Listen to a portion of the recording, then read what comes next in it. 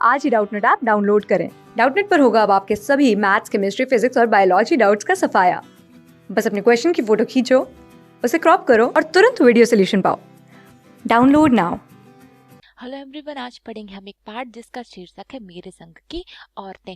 और यह पाठ कक्षा 9 की पुस्तक कृतिका से लिया गया है और इस पाठ की लेखिका मृदुला गर्ग जी हैं। इस पूरे पाठ में लेखिका ने अपने और अपने साथ की जितनी भी उनके साथ थी, उनके परिवार की महिलाएं हैं, उनके बारे में हमें बताया हुआ है। तो इस पाठ में लेखिका ने अपने परिवार की औरतों के व्यक्तित्व और साथ ही साथ उनके स्वभाव के बारे में हमें बताया गया है कि किस प्रकार से जो लेखिका की नानी थी वो अनपढ़, परंपरावादी और एक पर्दा प्रथा वाली औरत थी। भले ही लेखिका ने अपनी नानी को कभी देखा नहीं, क्योंकि उनकी मृत्यु बहुत पहले हो चुकी थी, लेकिन लेखिका ने बहुत सारे लोगों से उनके बारे में बहुत सारी बातें सुनी हुई है। और साथ ही साथ इस पूरे पाठ पे लेखिका ने अपनी माँ के बारे में, उनके स्वभाव के बारे में, अपनी चारों बहनों के स्वभाव में और साथ ही साथ अपनी दादी और अपनी परदादी के स्वभाव के बारे में ही हमें बताया है। इसीलिए उन्होंने इस पाठ का पूरा शीर्षक रखा है मेरे संग की औरतें, मतलब उनके घर में जितनी भी औरतें थी, इसलिए उन्होंने इन सब के बारे में हमें बताया है। चलिए हम इसका पहला भाग पढ़ते हैं। मेरी एक नानी थी, जाहिर है, पर मैंने उन्हें कभी नहीं देखा। लेखिका ने बताया कि मेरी एक नानी थी, जाहिर है उन्होंने इसलिए लिखा क्योंकि सभी की एक एक नानी होती है। तो मेरी एक नानी थी, पर मैंने उन्हें कभी नहीं देखा। मेरी माँ की शादी होने से पहले ही उनकी मृत्यु हो गई थी, और जो उनकी नानी थी तो उनकी माँ की शादी होने से पहले ही उनकी मृत्यु हो गई थी। शायद नानी से कहानी ना सुन पाने के कारण बाद में हम तीन बहनों को खुद कहानियां कहनी पड़ी। लेखिका ने बताया है कि शायद बचपन में उन्होंने नानी से अपनी कहानियां ना सुनी हो, इसी कारण वो जो उनकी जो बहनें और वो हैं तो वो खुद ही कहानियां लिखने लगी। हम सभी जानते हैं कि जब हम बचपन में अपनी ननिहाल जाते हैं तो हम अपनी नानी से कहानियां सुनते हैं, और जब हम अपने ददिहाल मतलब दादी के पास रहते हैं तो हम अपनी दादी से भी कहानियां सुनती हैं। लेकिन जब लेखिका की नानी नहीं थी, इसलिए उन्होंने कहानी नहीं सुनी, इसलिए उन्होंने अपने जो लेखन कार्य का जो श्रेय है वो नानी को देते हुए कहता है कि शायद उनसे कहानी ना सुन पाने के कारण बाद में हम लोग खुद ही कहानियां लिखने लगे। नानी से कहानी भले ना सुनी हो, नानी की कहानी जरूर सुनी, और बहुत बाद में जाकर उसका असली मर्म समझ में आया। लेखिका बता रही हैं कि भले उन्होंने अपनी नानी के मुंह से कहानी नहीं सुनी है, लेकिन उन्होंने अपनी नानी की कहानी जरूर सुनी हुई है, और उन्होंने अपने नानी के जीवन के बारे में जो जो बातें सुनी, उन्हें बहुत बाद में जाकर उन बातों का सही मतलब, उन बातों का सही अर्थ समझ में आया। पहले इतना जाना कि मेरी नानी पारंपरिक अनपढ़ पर्दानशी औरत थी। पर्दानशी औरत का मतलब होता है पर्दा करने वाली स्त्री। तो लेखिका बता रही है कि उन्होंने अपनी नानी के बारे में पहले सिर्फ इतना ही जाना कि मेरी नानी एक पारंपरिक महिला है और अनपढ़ है, मतलब वो पढ़ी लिखी नहीं है, और साथ ही साथ वो पर्दानशी औरत है, मतलब वो बहुत अधिक पर्दा करती हैं, जिनके पति शादी के तुरंत बाद उन्हें छोड़कर बैरिस्ट्री पढ़ने विलायत चले गए थे। और उनके जो नाना जी थे वह शादी के तुरंत बाद ही अपनी पत्नी मतलब उनकी नानी को छोड़कर बैरिस्ट्री पढ़ने विलायत मतलब विदेश चले गए थे।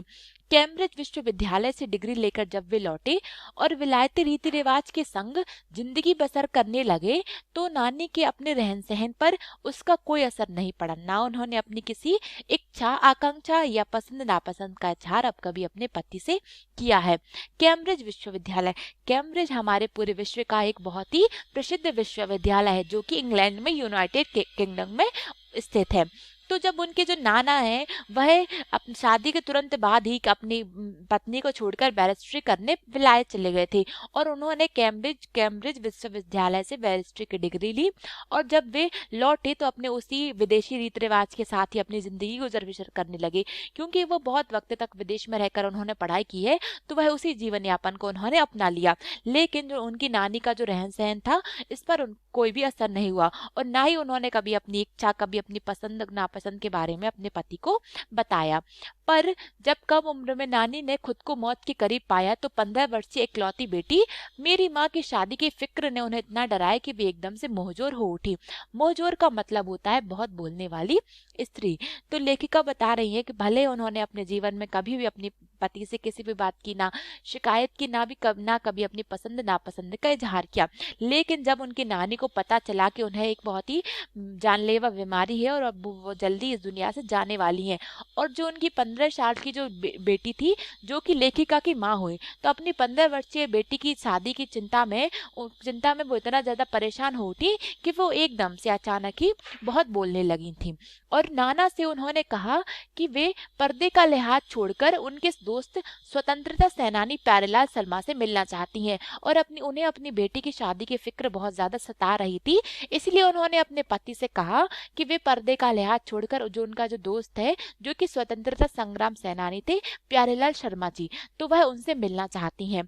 सब दंग हैरान रह गए, क्योंकि जो महिला हमेशा पर्दे प्रथा में रही है, जो कि अनपढ़ है और जो कभी लोगों से बाहर मिली ही नहीं है, वो अचानक से यह फरमान जारी करती है कि उसे स्वतंत्रता संग्राम सेनानी प्यारेलाल शर्मा जी से मिलना है। तो यह जब सब लोगों ने सुना तो सब सुनकर हैरान हो गए। जिस पर्दानशी औरत ने पराये मर्द से क्या, खुद अपने मर्द से मुंह खोलकर बात नहीं की थी, आखिरी वक्त में वह अजनबी से क्या कहना चाह सकती है। अब लोगों के मन में तरह तरह के सवाल आने लगे कि जिस औरत ने खुद अपने अपने पति से कभी बात नहीं की और कभी आज वो खुद पराये मर्द से बात करने के लिए कह रही है, आखिरी वक्त में आखिर वो उनकी नानी कि प्यारेलाल शर्मा जी से क्या बात करना चाहती, जो कि उनके लिए पूर्ण रूप से अजनबी ही है। पर नाना ने वक्त की कमी और मौके की नजाकत को समझा। लेकिन जो उनके नाना थे, उन्होंने समझा कि उनकी जो पत्नी है, उनकी ये आखिरी इच्छा है, और साथ ही साथ उस वक्त जो मौका था, तो उन्होंने उस नजाकत को समझा और अपनी पत्नी का कहना माना। सवाल जवाब में वक्त बर्बाद करने के बजाय फौरन जाकर दोस्त को लेवा लाए और बीबी के हुजूर में पेश कर दिया। और उन्होंने अपनी पत्नी से किसी प्रकार का कोई सवाल जवाब नहीं किया, बल्कि वो तुरंत गए, फौरन मतलब तुरंत गए और अपने दोस्त को लेवा लाए और उन्हें अपनी बीवी के सामने पेश कर दिया। इसका मतलब है कि उन्होंने अपनी बीवी को, मतलब अपनी पत्नी को, पत्नी के सामने उन्हें बिठाया और उनसे बात करने का आग्रह किया। अब जो नानी ने कहा वह और भी हैरत अंगेज था। हैरत अंगेज मतलब हैरान भरा। अब जब लेखिका की नानी ने अब जो शर्मा जी से कहा, अब वह और भी हैरान करने वाला था। उन्होंने कहा, वचन दीजिए कि मेरी लड़की के लिए आप वर तय करेंगे। लेखिका बता रही है कि उनकी नानी ने अब शर्मा जी से कहा कि आप मुझे वचन दीजिए, वादा कीजिए कि मेरी जो बेटी है उसके लिए आप ही लड़का ढूंढेंगे, मतलब उसके लिए आप ही वर का मतलब होता है दूल्हा, तो उसके लिए आप ही दूल्हा तय करेंगे। मेरे पति तो साहब हैं और मैं नहीं चाहती कि मेरी बेटी की शादी साहबों के फरमार बरदार से हो।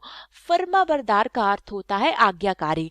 तो लेखिका ने बताया जो उनकी नानी थी, उन्होंने शर्मा जी से कहा कि मेरी बेटी के लिए आप ही दूल्हा तय करेंगे, क्योंकि मैं नहीं चाहती कि मेरी बेटी की शादी ऐसे लड़के से हो जो कि मेरे पति का आज्ञाकारी हो। आप अपनी तरह आजादी का सिपाही ढूंढकर उसकी शादी करवा दीजिएगा। और उन्होंने उनसे विनती की कि जिस प्रकार से आप स्वतंत्रता संग्राम सेनानी हैं, उसी प्रकार आप भी किसी आजादी का सिपाही ढूंढकर मेरी बेटी की शादी करवा दीजिएगा। कौन कह सकता था कि अपनी आजादी से पूरी तरह बेखबर उस औरत के मन में देश की आजादी के लिए ऐसा जुनून होगा। लेखिका ने बताया है अपनी नानी के बारे में कि कौन कह सकता था कि जो जो औरत अपनी आजादी से पूरी तरह बेखबर थी, मतलब उसे अपनी आजादी के बारे में पता नहीं था, और उस औरत के मन में देश की आजादी के लिए इस प्रकार का जुनून होगा कि वह अपनी बेटी के लिए एक आजादी का सिपाही दूल्हा, आजादी का सिपाही जो होगा उससे ही उसकी शादी करवाना चाहती थी।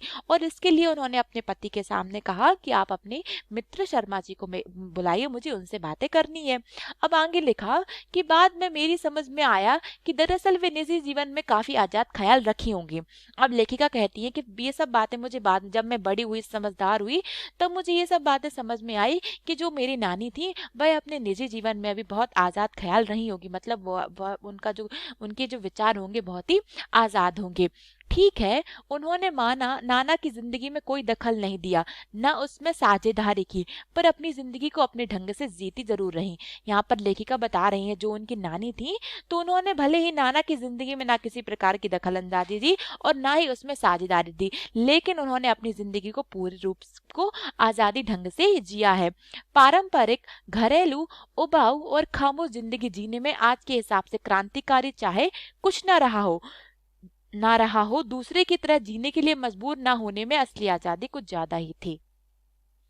लेखिका ने बताया है उनकी नानी के बारे में कि भले उनकी नानी पारंपरिक, एक घरेलू महिला, एक उबाऊ और खामोश जिंदगी जी रही थी, लेकिन ये उस वक्त खामोश जिंदगी जीने के जीने के आज के हिसाब से भले ही क्रांतिकारी कुछ न रहा हो, लेकिन दूसरों की तरह जीने के लिए मजबूर ना होने में ही असली आज़ादी कुछ ज़्यादा ही थी। इसका मतलब है कि उन्होंने अपने जीवन में अपने विचारों को ही महत्व दिया और स्वतंत्र विचार रखे, और इसीलिए उनको लेखिका ने कहा कि शायद हो सकता है वह आज़ाद ख्याल महिला रही होगी।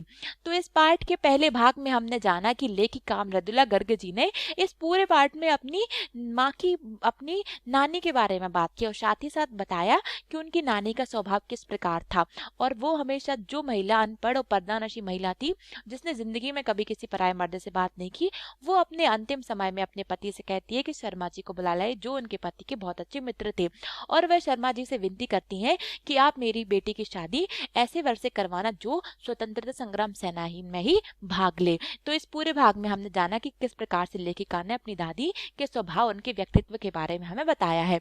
इस पाठ का यह भाग यहीं पर समाप्त होता है। इसका अगला भाग हम अपने अगले वीडियो में देखेंगे। धन्यवाद।